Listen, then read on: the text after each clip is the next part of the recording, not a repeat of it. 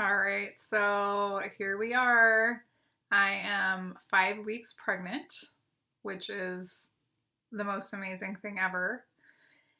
And I wanted to start out just by letting you guys know how I found out, which is pretty cool and pretty non traditional.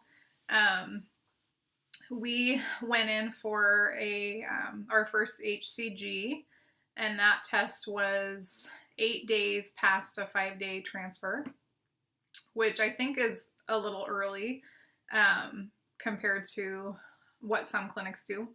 So I was super excited for that because I literally thought I had to wait 2 weeks from the time of transfer to find out. And I thought, that's going to kill me. That's a long time. But hey, if you can wait for 14 years, you can wait for 2 weeks. So I was telling everyone that I had to wait 2 weeks. And I really honestly thought that at first. And then it turned out that ended up being a good way to tell people we found out later than we actually did so that we could announce it on Christmas, which was amazing.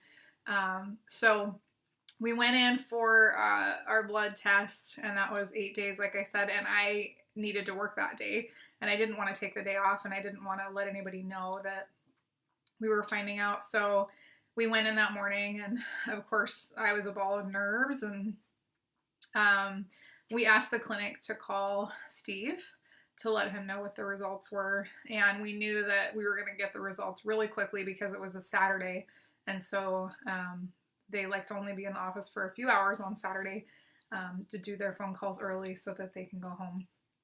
So he dropped me off at work, and I had to wait for 8 hours, 8.5 hours, something like that.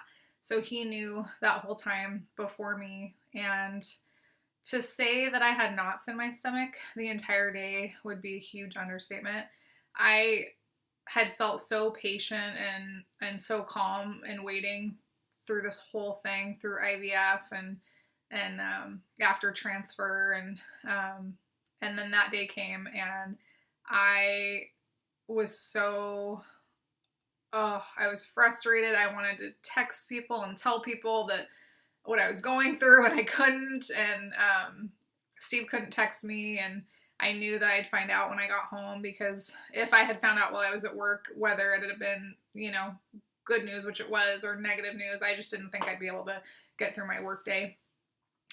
So anyway, so he picked me up, and the drive is only like a mile, and so we just it was like no eye contact because, I didn't want to know while we were in the car, and he didn't want to tell me while we were in the car, but I did glance at him, and I could tell he'd been crying, and so, which is super sweet, but I knew that could mean one thing or the other, and so I just kept telling myself, don't guess, just let it be, and it is what it is, and you're gonna find out soon. So I walked in the door, and he seemed a little bit nervous.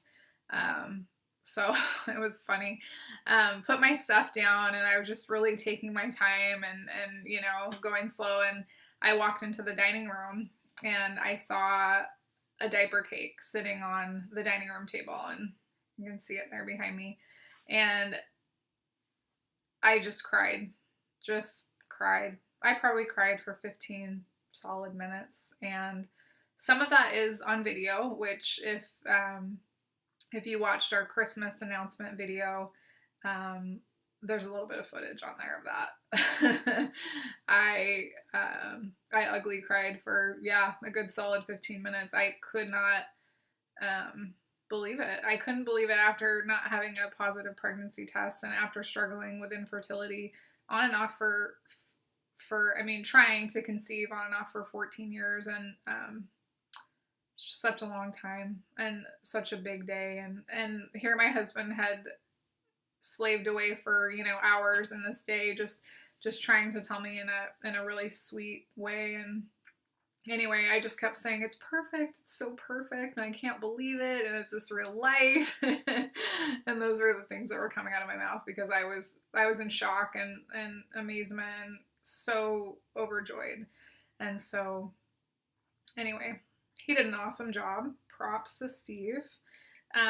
the numbers, I don't know if you can see them in this video, but he went out and bought these little blocks to tell me, that I was going to be a baby mama.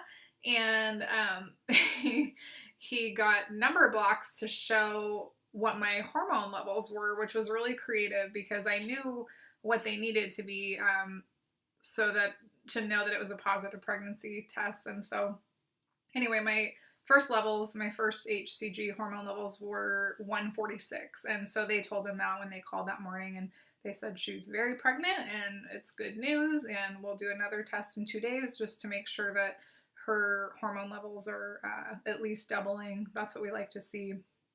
So anyway, so he put that on the diaper cake, and then he also put a pregnancy test on the diaper cake, which is a very interesting story.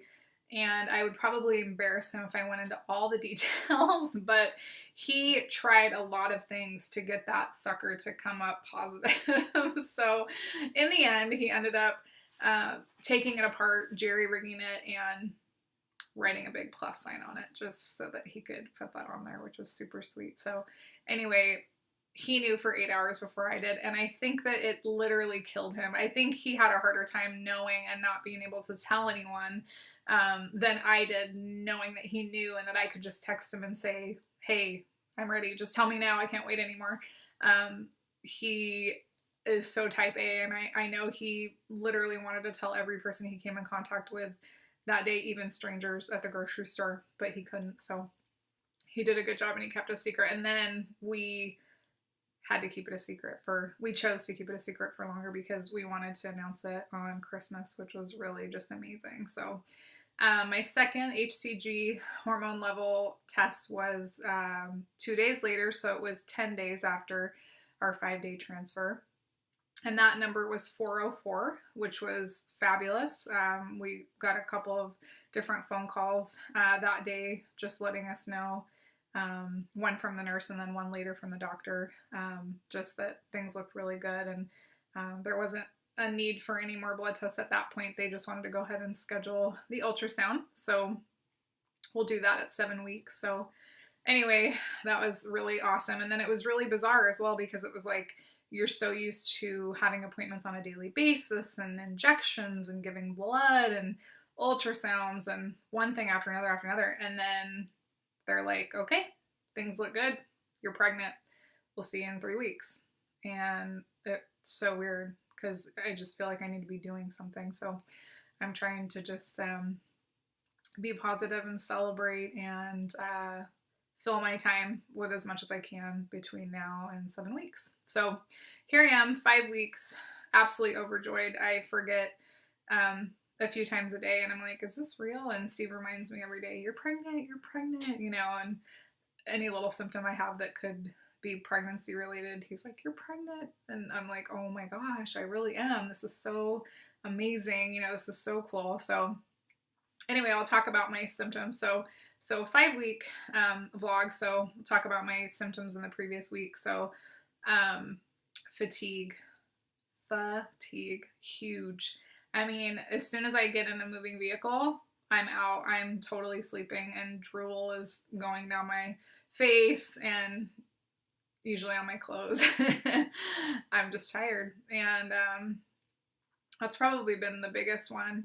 So I've just been sleeping as much as I possibly can so that I just feel a little bit more rested and trying to just listen to my body.